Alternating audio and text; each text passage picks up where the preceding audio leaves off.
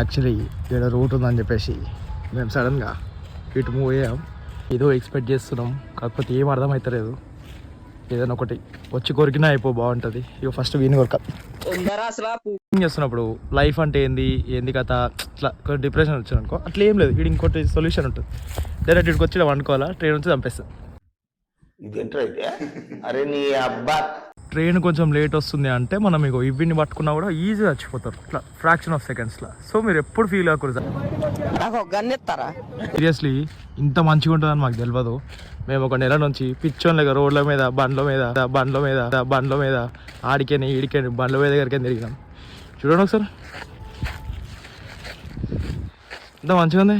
ఇలా నడుస్తూ మిడిల్లో ఇలా దమ్ము కొట్టే బ్రేక్ కూడా తీసుకోవచ్చు మీ దగ్గర సిగరెట్లు ఉంటాయి. చూడముచ్చటగా ఉంది ఈ స్పాట్. మేము అక్కడికే నడుచుకుంటూ వస్తున్నాము. ఒక్క ట్రైన్ పోయినా సరే రికార్డ్ చేసుకుందాం అంటే ఒక్క ట్రైన్ పోతలేదు మా దరిద్రానికి. అమ్మా బాధగా ఉంది.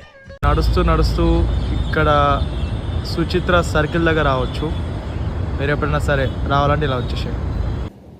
ఏంటి ఇప్పుడు అసలు నీకు ఎందుకు ఇవన్నీ ఎందుకు అలా?